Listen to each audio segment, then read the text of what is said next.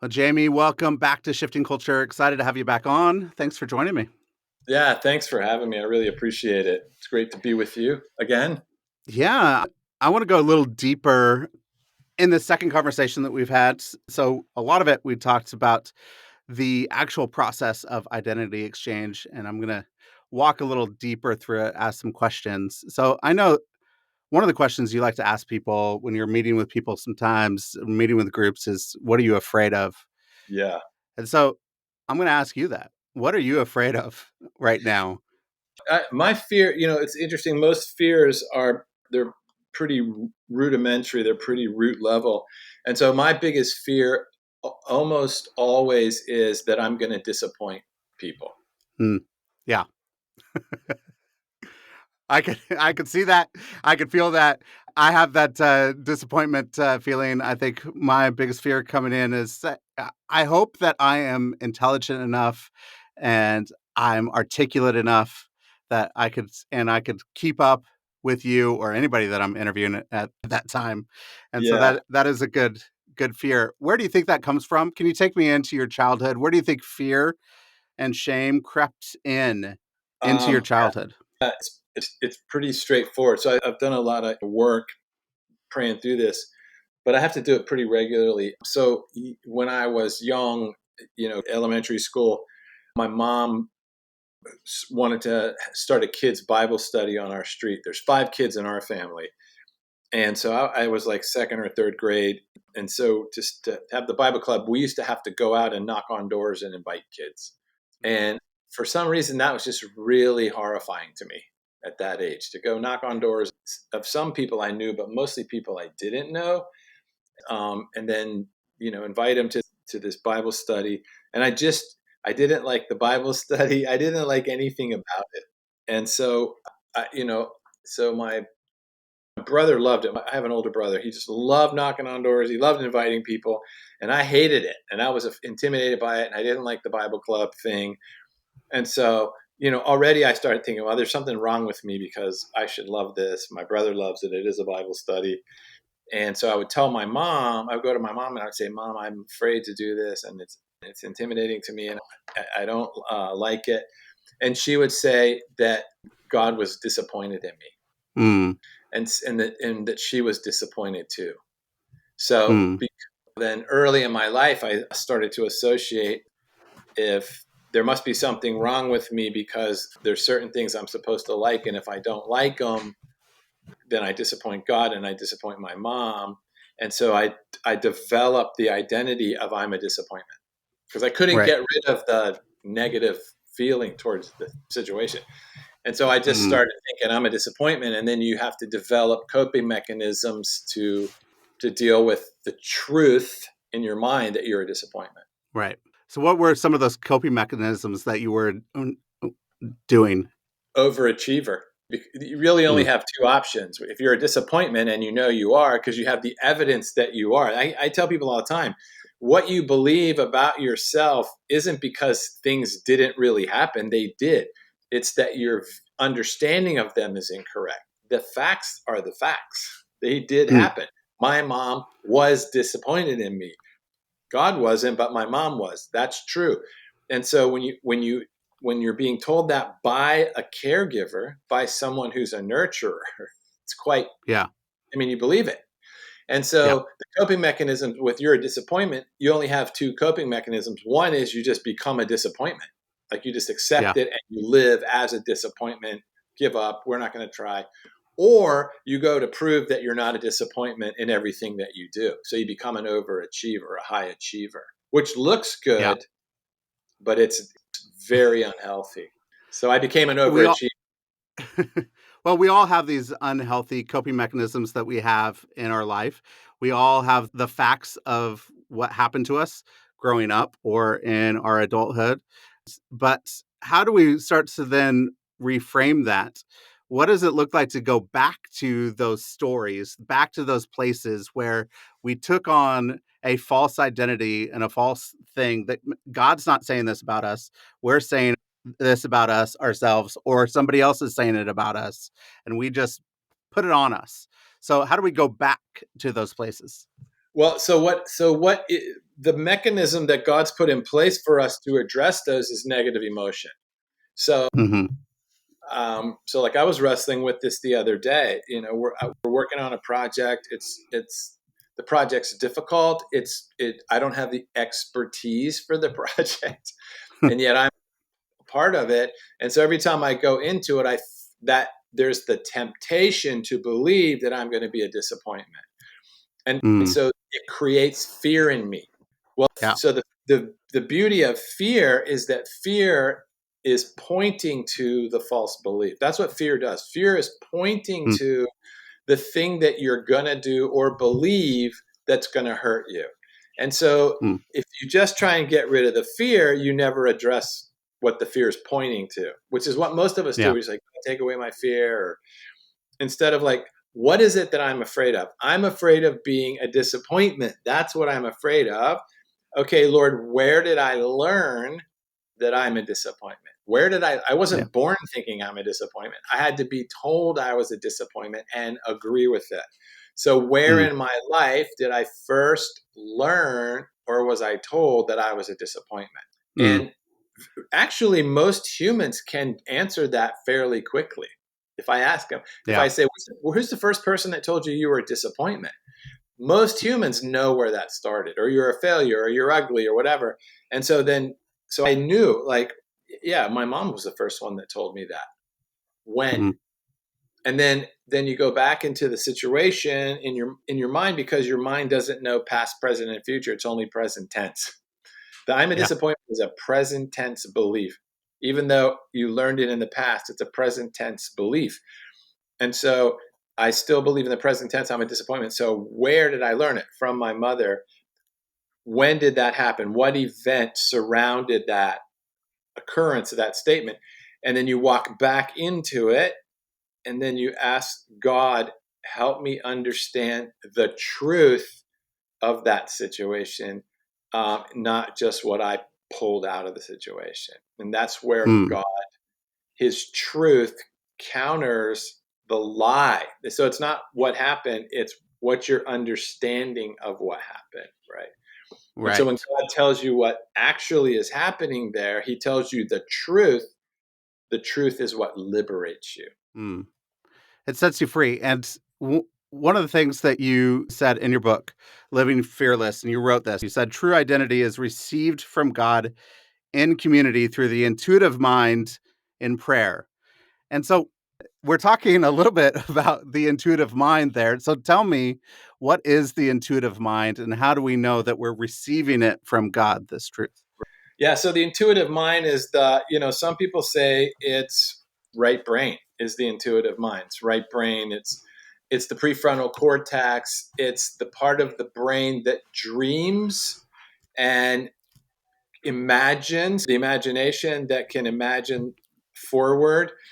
And the imagination only thinks in symbols and picture. So the intuitive Mm. mind is the part of the mind that goes above the rational, outside the rational, into anything is possible. Anything's possible. The intuitive mind, or the contemplative mind, is the place where humans encounter God. That's the part of the Mm. mind.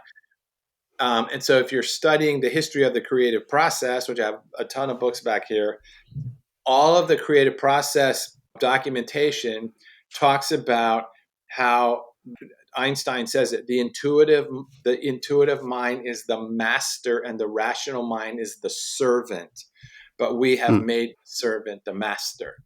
So the Mm. intuitive mind is able to go outside of existing law and frameworks to see a new paradigm. And so in the scriptures, it says, he is kept in perfect peace, whose mind and imagination, that's the Hebrew, whose mind and imagination is fixed on God because he trusts in God. So the mind is the rational, the imagination is the intuitive, which is faith, right? Faith is the Yeah. substance of the things you hope for, not the things you Mm. already have and can see. It's what you hope for. The evidence of things not yet seen. So if we ask a person, how do you see a city, a road, a computer, a culture? How do you see it different than it is right now? You have to use the imagination. You don't have an Yeah. option. You have to see it in Yeah. a new way in order to move in that direction. So that's the intuitive mind, Mm. the contemplative mind. And the other part of that is, I said this with a bunch of public school teachers a couple of weeks ago. In the human, no innovation can occur without contemplation first. A Hmm. human cannot innovate without contemplation first. Mm. Contemplation is the intuitive mind. Contemplation is like, that didn't work. Let's imagine another paradigm that would work.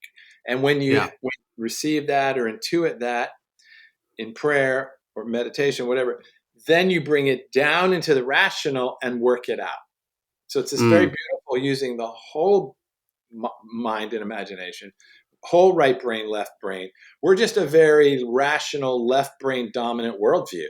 And Yeah. so when you start talking about imagination or meditation or prayer, people get they're like, well, we need to like have the facts. And when you can't, no one is operating apart from imagination. All of us are Mm. using it all the time. We just don't use it properly and to the capacity that we could. Mm.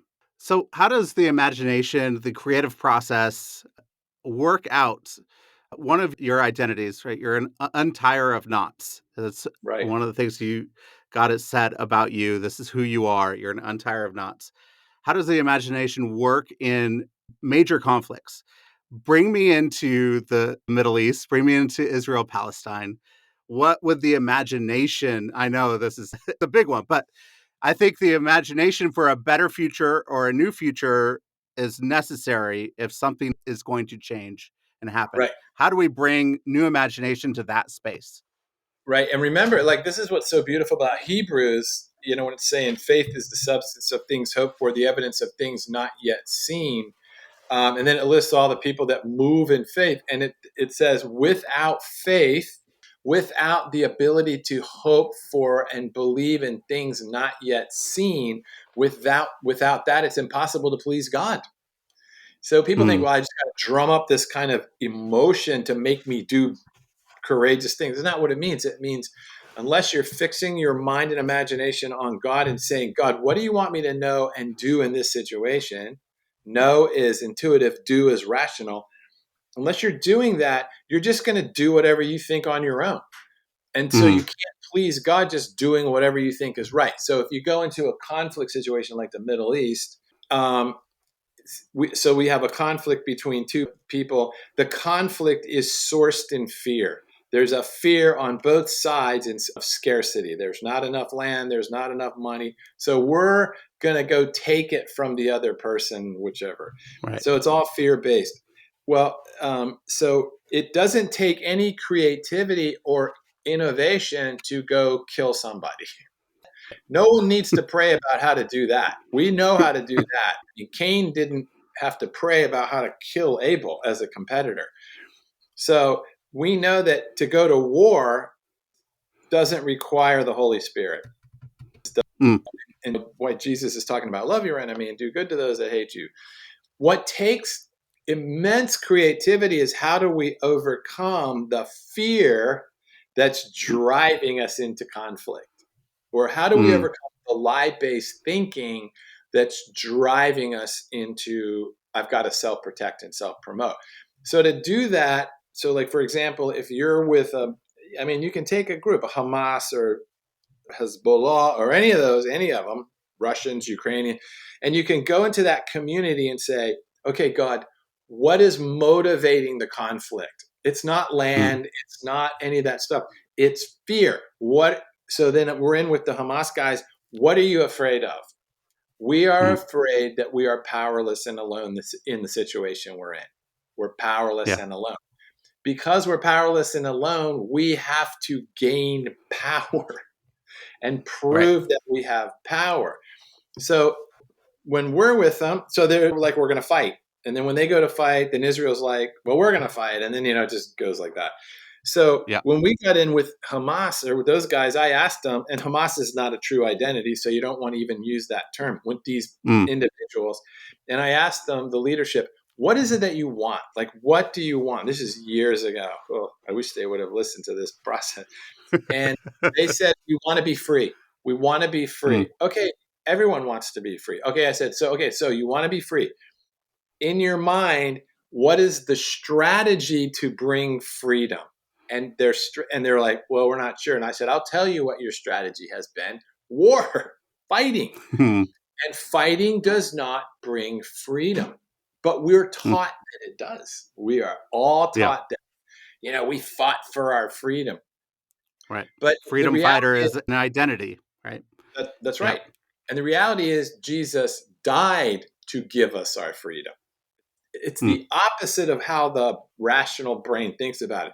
So those guys are like, we have to fight. And I said, okay, let's talk about what fighting has done. You lost this, you lost this. It only leads to more conflict, more death, and you're not winning in any way. So I said, so let's try and think of another way. Well, to think of another way, they have to leave the rational and go into their intuitive mind, which they've never done. Who's doing Yeah. it?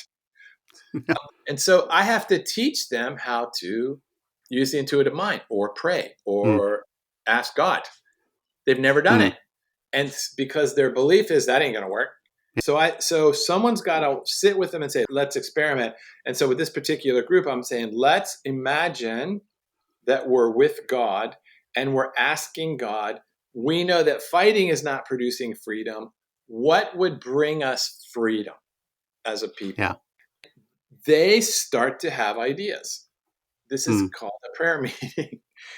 And we are asking the Holy Spirit to guide and direct and give them ideas that is based on life. And then they start coming up with ideas of, wow, we didn't know that you could ask God for help and creativity and life, and that God would actually speak back to us. Hmm. So now you're talking about a whole different view of God than they have, Yeah. right? And so now you're different. Now things are different. They're saying, are you talking about a God that communicates back to us because he loves us? Yes. Wow, we didn't know that.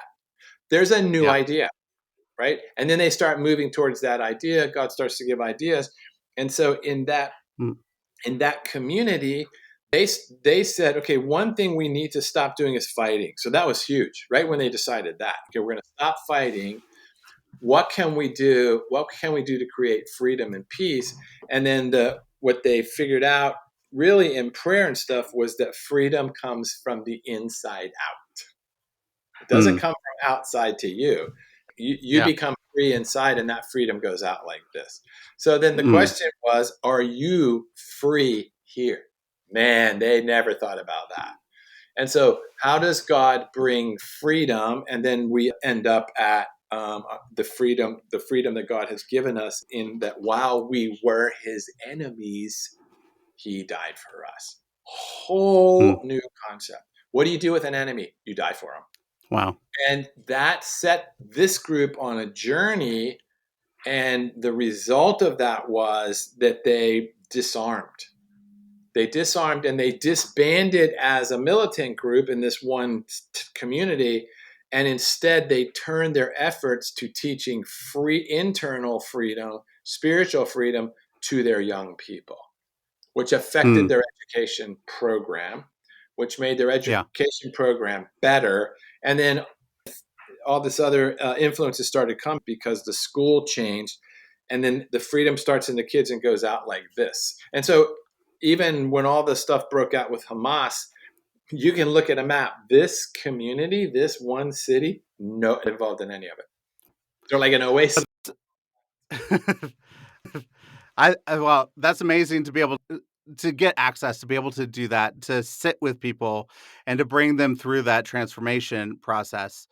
I think a lot of people, if we're in a Western context, America is the most individualistic nation ever in the history of we think this is about me and me alone. There are so many group identities. Where does group identities, how do we heal and know the truth of group identities and not just our individual selves?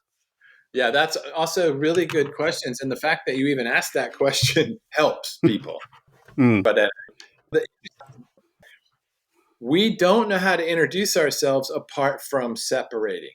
So, like, if I'm in a room of mm, 20 Americans and I say, introduce yourself, everything we say creates fragmentation in the room.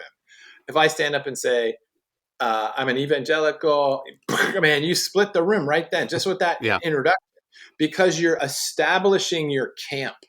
Or if I say, I Mm. mean, first, the fact that I'm white, that can start it. But if I say, I have a PhD from Yale, I'm fragmenting the room because then people will start comparing themselves to that, Mm. right?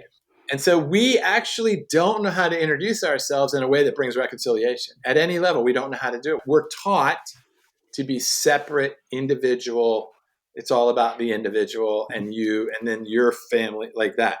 So one of the things in our language is we have to introduce reconciliatory or conciliatory language and watch Mm. Jesus. He uses it all the time. Jesus Yeah. doesn't use separation language. He uses connection language. And so Mm. that's part of being discipled is learning how to open your mouth in such a way that causes fists to drop around you instead of go up. And Mm. so for me, all I have to do, what I do when I'm in the US talking to any individual or group, we're going to Chicago to do this for 2 days, is I just have to stand up and say, listen, we're all from different groups. But what we want to talk about is what we all have in common and start there. What do we all have in common? Here's what we all have in common: fear. That's Mm. what Yeah. every human has in common with every other human: fear. So if I say, I don't care what party you're from, I don't care about this stuff, tell me your first name and tell me what you're most afraid of in your life right now. Whatever that person says, 90% of the room is going to go, I know exactly what you mean. They could Yeah. be Muslim. They could be, it doesn't matter. They're going to go, I know exactly what you mean. So when I stand up and say, my name's Jamie, before we start, I just want to tell you, I'm fearful right now in this room. Mm. And what I'm afraid of is that I'm going to be a disappointment. That's what I'm afraid of. Has anyone Mm. ever been afraid of being a disappointment? Raise your hand. 75% of the room have raised their hand. So Yeah. I've already connected with the whole room. Now, if I stand up and say, hey, I'm here, I have a biblical education, I'm just chopping the room into sections. Yeah. Because once I say those things, people are like, oh, well, what if I don't have it? What kind of biblical education? Like they chop the room. So I'm going to do this in Chicago. That's how I'm going to start. And I'm going to say, what we're going to do is I'm going to teach you how to get rid of that fear. Mm. And I'm telling you, every human is going to sit there and go, okay, I want to hear this. Right. Yeah. But if I said, I want to teach you how to become a Christian and go to heaven when you die, I lose part of the room.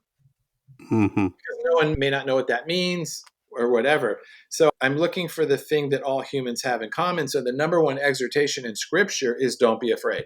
The number one most Yeah. commonly said exhortation in scripture is do not be afraid. Why? Yeah. Because almost everything we do is fear-based. Mm. Almost everything we do is fear-based. So if you Mm. can tell a person, I'm here to help you not be afraid anymore, that person will listen to you for at least a while. If you can tell them that's the solution to that, which is basically why does a terrorist group form? They're afraid. They're afraid Mm. they're losing something and they got to go fight to get it back because no one's going to help them. Mm. What's the process then to start to identify group fear? Like, what is the fear of this particular group? Yeah. So again, the next thing is to teach them what it means to tell the truth. So I say this all the time when I'm speaking as well. The problem with humans is not that they're liars. It's just they don't know how to tell the truth. It's Mm. not they're intentionally lying. They just actually don't even know what's true about even what they think. So if I Yeah. say to them, tell me what you're afraid of, I'm afraid that I'm not going to have enough money. That's actually not what you're afraid of. That's how it shows itself, but that's Mm. not what you're afraid of. Let's talk about okay, keep going with that fear. I'm not going to have enough money. So what? So you run out of money. Okay, what happens? Well, Mm. then I'm embarrassed. What? I'm embarrassed. Why? Because, well, I'd be ashamed. What are you afraid of? Shame. Mm. And money can't take away shame. You Yeah. think, and then you're down to, okay, who told you to be ashamed? Where did you learn to be ashamed? Just like God is saying to Adam and Eve, who told you to be ashamed? I didn't. God doesn't Mm. shame people. He doesn't shame people. He doesn't tell people to go hide and cover themselves up. Yeah. He's asking them, who told you to be ashamed? I didn't. So when you're with the person, just like with the process we just did, once they say their fear, okay, let's tell the truth about this, and I'm going to help you tell the truth. What are you afraid of? I'm afraid I might lose my job. Okay, people lose their jobs all the time. They don't die from it. You go get another job. What is it? Yeah, but then it would mean I'm a failure. Yeah. Where did you learn that? Who's the first person that said you were a failure based on performance? And now you're down at the root of how they identified themselves. And so their group that they're in is to protect them. It's a coping mechanism against dealing with that belief that I'm a failure. So I'm going to get in a strong group, and the group's going to prove that we're strong and powerful, and we're going to take over the country, or we're going to take over the courts or whatever. But it's all because you're afraid. Yeah. It all boils down to fear. We got it. It's all there. It's all fear. Everything. I'm telling you. See, here's one other little thing that goes along with that. No human being can be angry about anything unless it's a real or perceived injustice.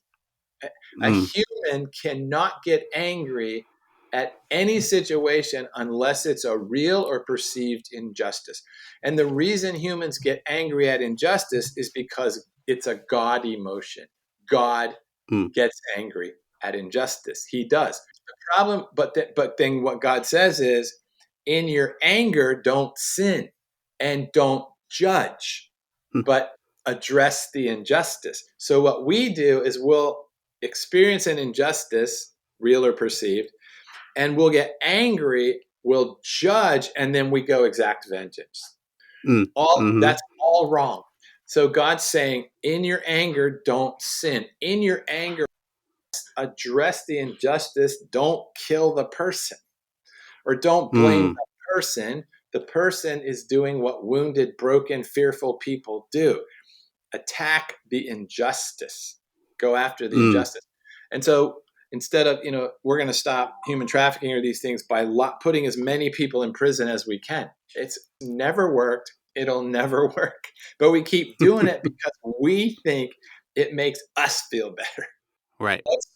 But what's the real cause of trafficking? The cause of trafficking is scarcity worldview. That's the cause of it. It's the fear of not having enough money. If there was enough for everybody, why would you traffic anybody? But when you read the scriptures, Nehemiah chapter 5, Joseph, when he establishes bring all the food to the storehouses and make the people come buy it from Pharaoh, you see human trafficking starting in those scenarios. Nehemiah in chapter 5, there's a protest going on among the Jews against Jews. And Nehemiah's like, what's the problem? And the poor Jewish people are saying, look, the mortgages on our property is so steep from our own people that we're selling our kids into slavery to pay our own mortgages. Their question is, why are we building a wall to protect this system? Yeah. When you preach that sermon, it's like, are we charging mortgages to our own people that are so expensive our own people can't even move? That's exactly what we're doing. Who's doing it? Believers are doing it. We're all doing it like that. Injustice causes anger, and then the injustice causes fear, which results in anger. So anytime there's anger in a situation, the question is, tell me, what injustice have you suffered? That is always the first question to a person.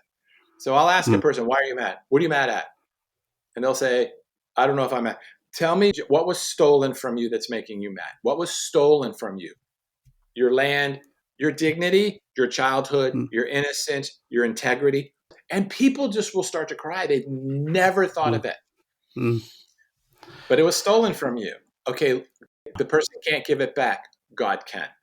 Let's forgive the person. Let God restore back to you what was stolen from you. And let's get moving forward well.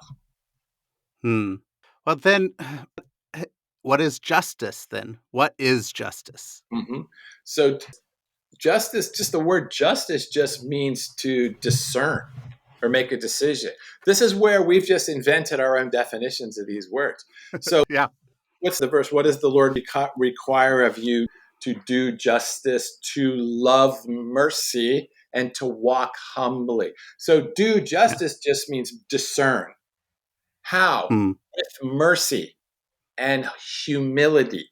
So what we are taught is that justice and mercy are opposites.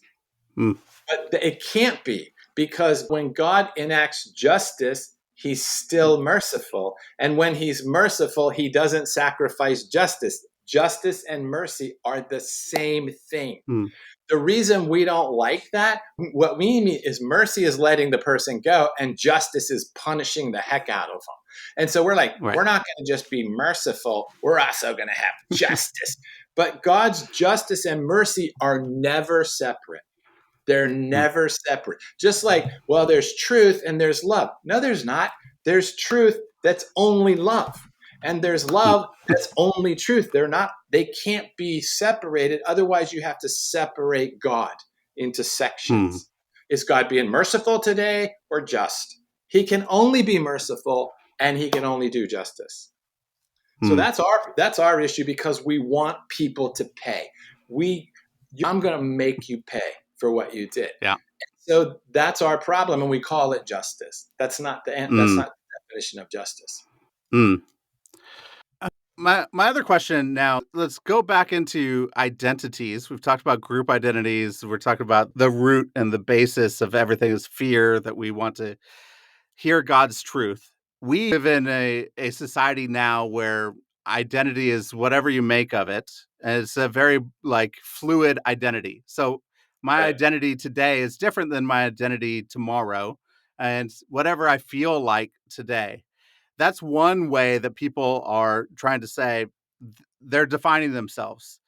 The others, there's this counter enlightenment idea of I'm going to, it's be rational. I could pick myself up by my bootstraps and the way that I achieve and I perform is my identity. Like we're seeing this, a lot of probably Olympic athletes in their life. The Olympics are happening right now. They're going to define themselves by, I am a gold medal swimmer. This is my identity. And then we have what you say, and I think, and I believe is that we need to receive identity from outside of ourselves. Absolutely. How do we reconcile these two disparate ideas of identity is just whatever we want it to be, and then or identity is our performance, our achievement, and where do we find true identity? Yeah, that's a great question. So again, it's about definitions for sure. So the difference between the two. So when it's interesting when I teach this, like in these ideas in places where, I don't even like this term, but it's secular and you're not allowed to use the Bible and all that stuff. I say when I introduce what I'm going to do, I'm not talking about what's Christian and non-Christian. I'm not talking about what's biblical and non-biblical. Those words don't really mean anything. I'm talking about what is true and what is not true. That's all Yeah, the Bible is about what is true and what is false. That's what it's about. yeah, Truth, experiential truth sets people free. mm, Lie-based thinking produces separation and death. That's the way this world works. And so we're on the issue of identity. Okay, so there's identity that's true, and the way we know it's true is it produces freedom and love, joy, peace, patience, goodness. That's the result of true identity. This other thing is called radical individualism. It's a counterfeit to identity. yeah, So true identity, as you're saying, is received in community from God, we would say, or from above, received in community from God or outside of yourself. No, just like we were just doing. When someone says, I feel like I'm a disappointment. Our question is, where did you learn that? We're yeah, saying, what community did you receive that identity from? So even in the false, they've received mm, it from a community outside of themselves. yeah, So no matter what they say, you're still born and you start receiving all of it. yeah, So you can't say you didn't receive it. You did. That's the only way we understand anything. So if I say I get my identity from what I do, what I have, and what people think about me, or my attraction to another person, that's all learned. It's all received. So radical individualism, though, is just saying I'm going to generate my own. mm, So that's okay. That's an option. So what's the quality or characteristics of radical individualism? Number one, it produces conflict. mm, Immediately produces conflict. True identity takes away conflict. It takes away measurement. It takes away competition. It takes away self-protection and self-promotion. Radical individualism is subjective, conditional to circumstances, and never lets you have peace.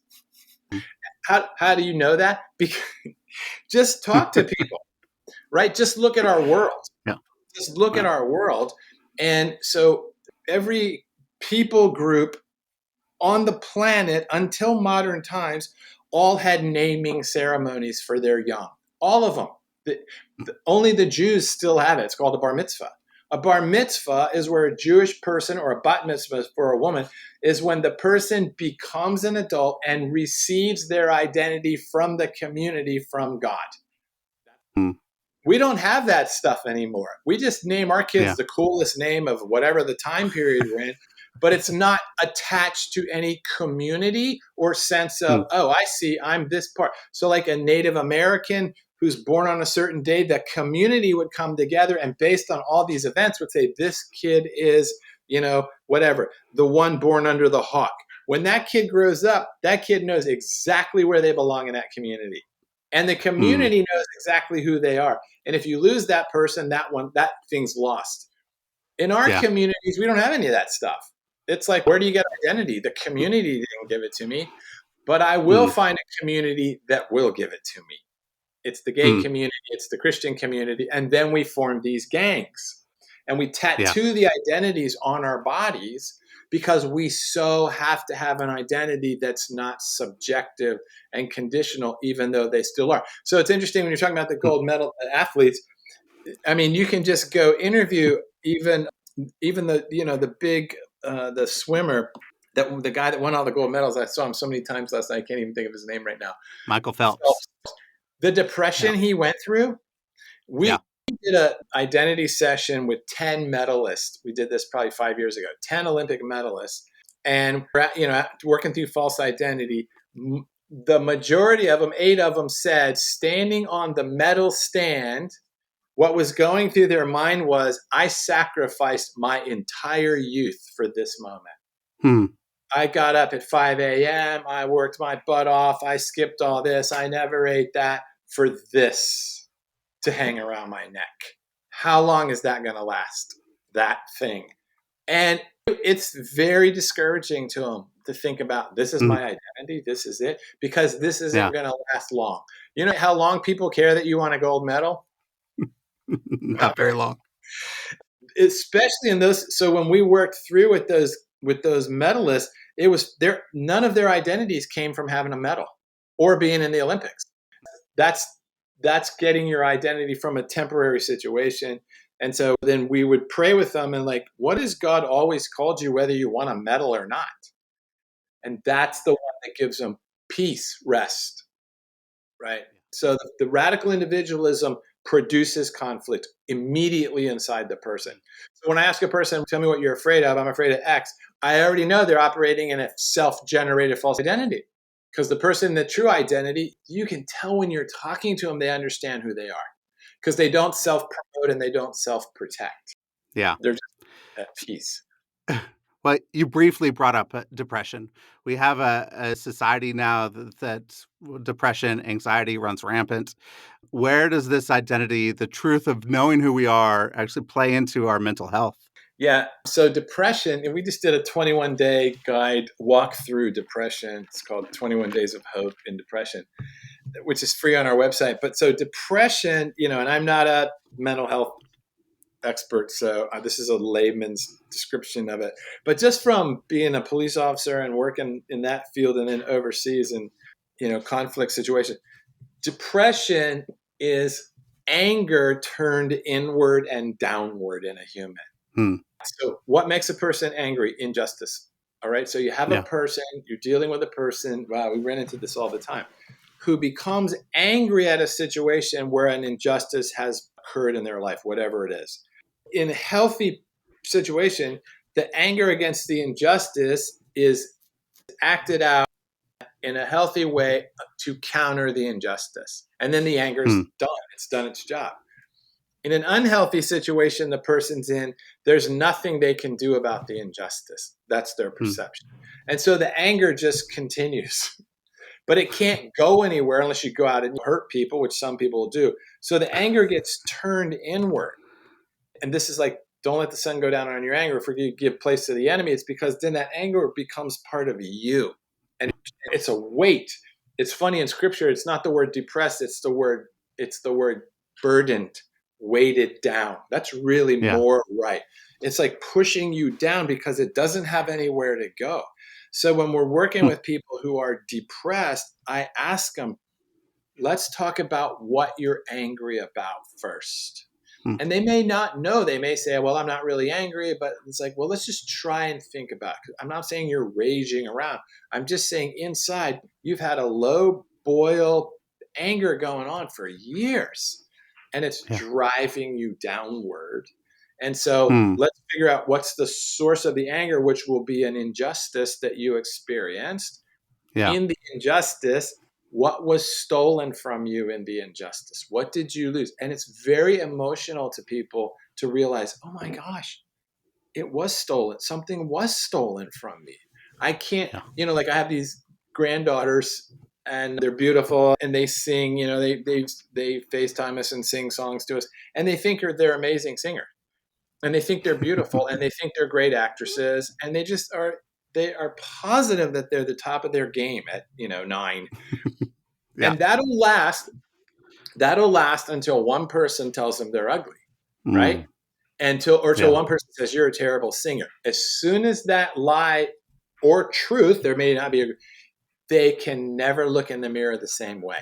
Now that they Hmm. just had something stolen from them that Yeah. shouldn't have been stolen from them. Unless they have a process to work through to not let that be stolen from them, it's gone. So Hmm. now what are they going to do? Wow, you're not pretty. So now Hmm. they look in the mirror like, what are you going to do with that? Either I'm going to strive to make myself as attractive as possible, or I'm going to accept the fact that I'm not attractive and I'll just have to cope with that the rest of my life. Hmm. So that can cause a lot of depression in a person. Yeah. That. And so it's like, what was stolen from you that day was your beauty. Hmm. Your beauty was stolen from you that day. It wasn't stolen, but you think it was stolen. And that Hmm. person can come back to you and say, you're beautiful 1,000 times. It'll never help you. So let's let Hmm. them go, forgiveness, and let's ask God, would you restore back to me the view of myself that you have? And when Hmm. they can receive that, their beauty from the one who made them beautiful, there's no more injustice and it's been restored back to them. And that's what Hmm. helps them get out of the depression. So that's kind of the process we walk through. Depression is a wrong view of God, a wrong view of yourself, and a wrong view of others turned inward on you. Yeah. Can you briefly talk? I know we talk a lot because we're adults and we talk about our own childhoods. What do we do then if that happens to your granddaughter? What do your kids do as they parent her through this process? Actually, because our kids grew up in this style of prayer and thinking. And so I've watched them as parents. They're better than we ever did with them. But what a parent can do, I just was writing that. I had a kid who's in fifth grade email me the other day, and he asked me questions about identity, and I said, "Hey, that's really sweet of you. I'm recognizing that you wrote me, and I honor you. However, I can't counsel someone under 21 on email. Like, get your Yeah. dad, get your whatever." And then I talked to his dad, and I was just telling his dad, "Look, here's some simple things you can do. The main thing is watch for negative emotion. Negative emotion is Mm. the invitation to transformation." Mm. So when everything's fine, it's fine. You're praying together, talking about Jesus, whatever. But when that negative emotion is expressed, the negative emotion is the invitation to address a lie that's being presented.